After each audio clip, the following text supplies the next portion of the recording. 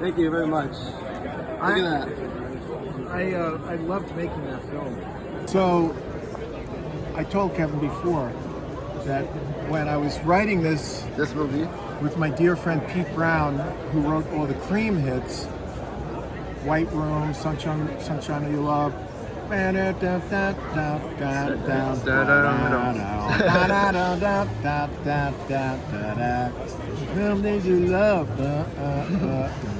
Anyway, we were down the Jersey Shore in the winter, and it was really depressing.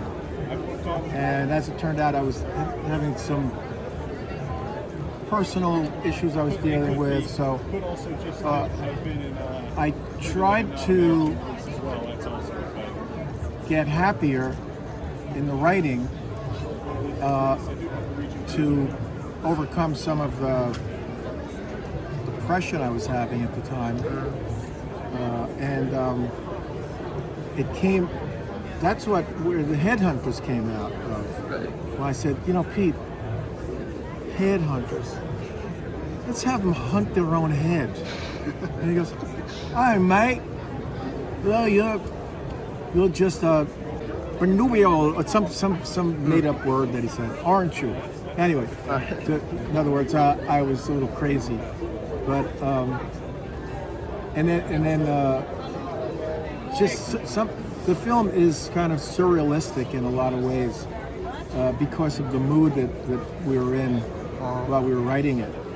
But it's got a huge cult following, and I get emails and letters all the time, people that love the movie, you know. So and here it is, pristine, just unwrapped for the first time.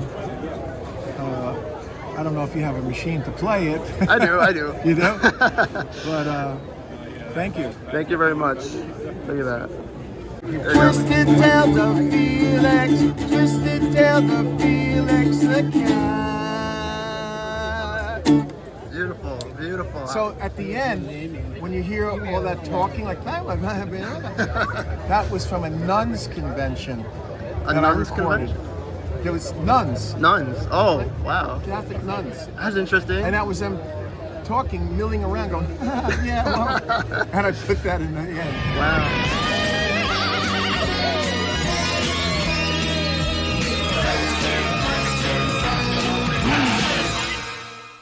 That's impressive. All right. I don't think I ever told anybody that. Right. Really. Wow. So I'm the first.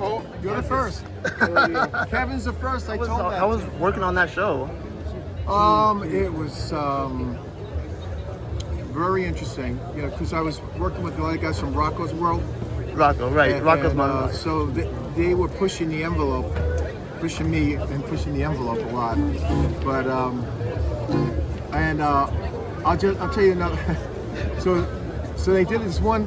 They wrote this one thing, and I wasn't crazy about it, but going for a younger audience, and right. So it was Halloween, and kids came to Felix's house, and he opened the door and he said, "I gave in the office," and he slammed the door on the kids. And my mother saw it and called me and yelled at me, "How could you do that? Donald, I'm surprised at you." I said, "Mom, I'm so sorry. It'll never happen again." You know? Wow, she did not like that. No. Oh no. Trick or treat. I already gave you your charity. Mommy! So he was a little cheekier, Right. than when my father and I were doing the other stuff, you know. It was similar to like the silent film shorts, where it was like the mischievous where little everything cat. was alive. Right. Like the street lamps were alive, the doorknob would go ouch, you know. So it was kind of trippy, actually. It was, and that's what I love about it. It's just got trippy, it's bizarre, it's out of this world. It's got a huge following, cult following, and Felix The Cat the movie does also. I'm a huge fan of it. Well, I wrote the script with Pete Brown, who wrote Right. the Cream hits, like Sunshine of My Love and White Room. And we wrote it down the Jersey Shore in the winter. It was very depressing. So there's some stuff. And like But I loved like the headhunters where they were searching their own heads and stuff. I love the music for that. It's I was doing Comic-Con right in New York, and this kid, probably about 20 years old, and he was dressed like a Wookiee. So he's big guy, right? He was like 6'2", big guy. And he came up to me and he said, "Mr. Oriolo." I said, "Oh, my father was Mr. Oriolo. Right. I'm Don." He goes, "Oh, Don." He goes, "I just want to tell you, I didn't have a happy childhood, and the only thing that got me through my childhood was watching Felix the Cat, the movie." And I was like, "Oh my God." So you never know. You never know what your artwork is going to do for people. Right. You know? And that was pretty, heartfelt, And you were right. He loved the headhunter scene, and he loved the princess dance.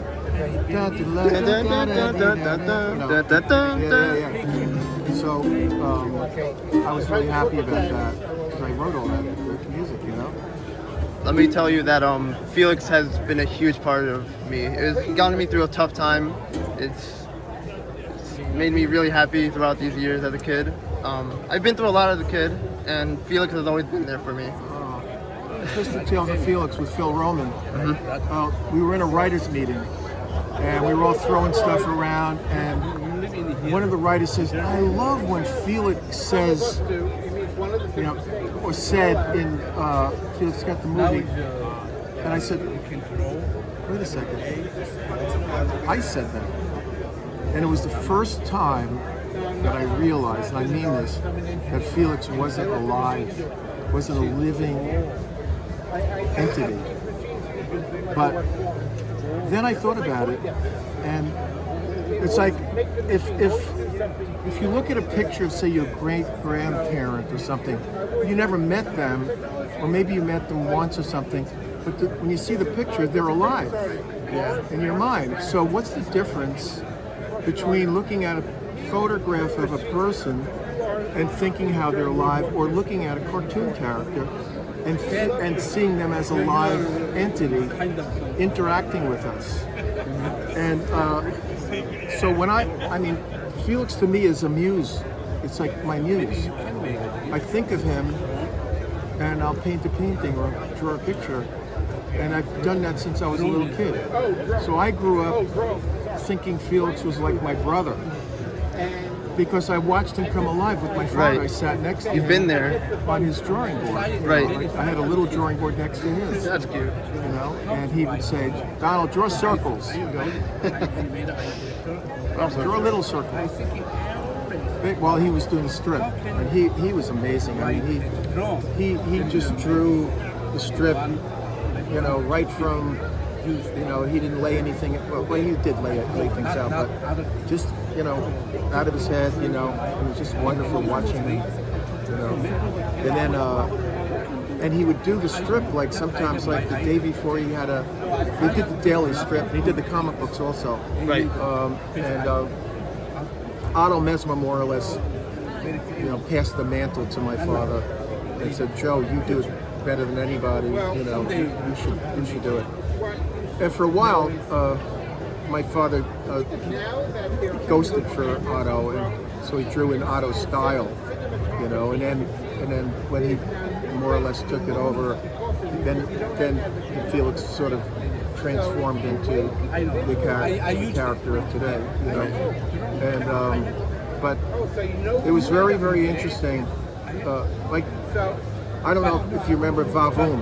Vavoom, the brown, the little short guy. Yeah. So I was home one of the few days that I was sick, not in school, and I was sitting next to my father. I was probably 7, and I was drawing, and I sneezed, and he fell off his chair. He was knocked me off the chair. So I went, "Achoo!" And he rolled over on the floor, and I sneezed him all over the house. He rolled down the stairs, and I'm going, "Achoo! Achoo!" And and we came back upstairs to the drawing board, and he goes, "Cute character that sneezes people over, right?" So that's how Vavoom was born. You're Vavoom. I'm Vavoom. And so, also, well, so when he was doing the series, he was telling Translux the different characters. You know, the professor, Poindexter. Poindexter was his lawyer, Emmett Poindexter. Oh, right. So that's why he named it, Poindexter. But so they said, well, we can't have somebody that's sick. You know, can you have him do something else? So my father was friendly with Jackie Gleason. Do you know who that was? He used to do. He was a comedian, and he had a show, and he used to go Vavoom, and he goes, what if he says Vavoom, and that's all he says. And they go, all right, you know. So that's how Vavoom was. Whatever's in his path, just Vavoom, just gets it out of the way. Yeah. We're going to my favorite fishing hole today. Uh-oh. Now what? Okay, Vavoom. Clear the road. Vavoom!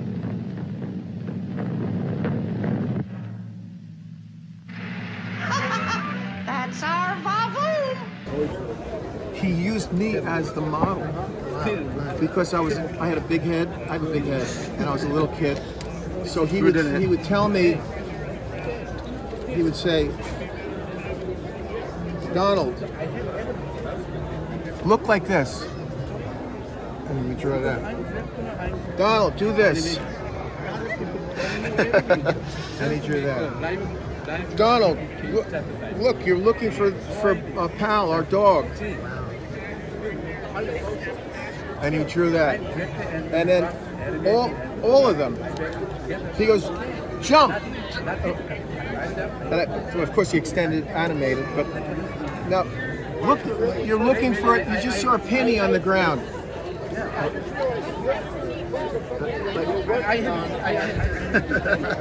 And he drew that. There it is. And that's he used me as the model. Is that, what about that too on your hat? Is that Yeah. you too? Donald, go like this. Like this. Don, go with this. Wow. People say I look like Felix, and I go, if you only knew. Wow. I never tell this stuff. That's interesting. But I feel camaraderie with you. Thank you. I appreciate that. And I appreciate you, and I appreciate you telling me that story. I really do. Felix is still loved. I know a lot of people personally, people online. There's a huge, it's still big. Felix is still huge. I try to keep him alive, you know. And I appreciate that. You know, are you on my Facebook?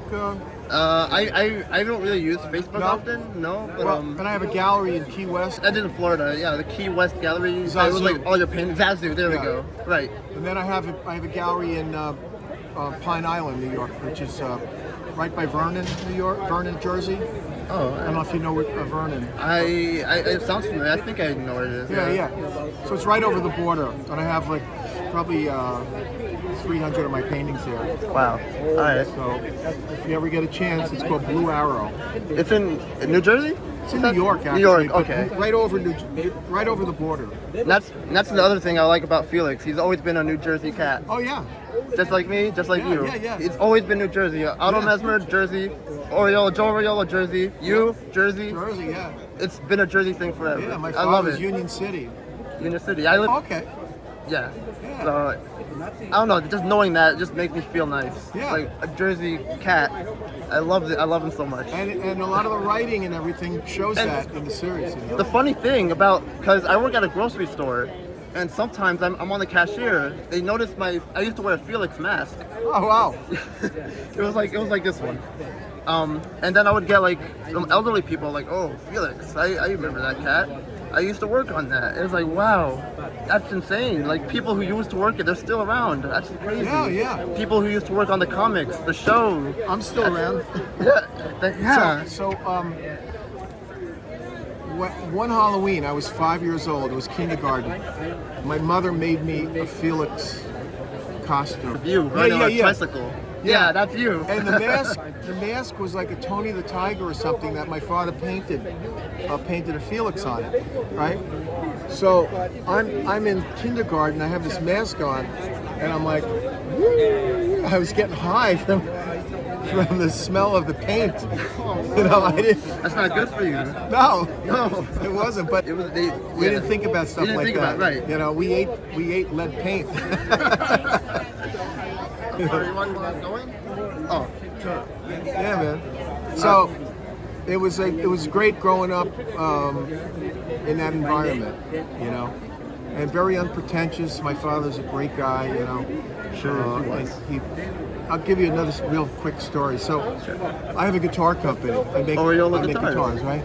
And so I got a call from Rolling Stone magazine that they wanted to put my guitars in a Christmas edition of 100 cool things to buy somebody for Christmas. So I was in my studio in Hamburg, New Jersey, and I had Rod Olorenshaw, who's a great artist and did a lot of Archie stuff, and he's lettering like 900 pages right now, a secret project. He was one of the top letterers, you know, and he has his own font. And so we were in a meeting in my office, and some kid came to the door and wanted to have his stuff critiqued. And the lady I had checking the front desk told me. I said, "Well, tell him to come in, right?" So he comes in and he goes, "Oh, can I show you the stuff?" I go, "Yeah." So I gave him my opinion, right? And then he left. I said, "Well, keep in touch and let me know." So Rod said to me, he goes, "Why do you see like anybody that comes to the door, you know, that wants to see, you know?" I said, "Because you never know what's going to set somebody on a road to art or whatever." So then from there I went into the meeting at Rolling Stone magazine, and I'm in the main guy's office, John, I forget. He's playing my guitars. He says, "Oh, these are great." He goes, "Would you mind meeting our art director? He's a fan of your stuff." I go, "Absolutely," you know. So he came in, and that's a big position, art director for Rolling Stone magazine, right? Right. And so he goes, "You lived in Woodcliff Lake, New Jersey, right?" I said, "Well, yeah, but not for long. I moved out, you know. But your father did, Joe Oriolo." I said, "Yeah." He goes, "Okay, I grew up in Woodcliff Lake, and I wanted to be a cartoonist. And your dad was in the phone book. I called him. He goes, 'Yeah, come on over.' And he sat with me for hours, and then he left, and he said, 'Come back,' and then, you know, hours more, and then back, and then even when he was sick, because he was dying, he had cancer, and he says, he came to see me, he goes, I can't spend a lot of time today, but, you know, keep in touch with me," and he goes, "And that's why I'm here today." Because you never know, right? Right. You interact with people, and we have a bond with a character or a process of drawing or playing the guitar or whatever. And if you help somebody just with a little bit of encouragement, that could set them on their whole life road. Right. Which that happened. He said, "That's why I'm here." It's like, holy cow. You know? I really appreciate you for telling your story. Thank you. Oh, yeah, man. Oh, man, I know you're busy, so I'm gonna let you No, it's great. deal with everybody. Hey, that's what I'm here for.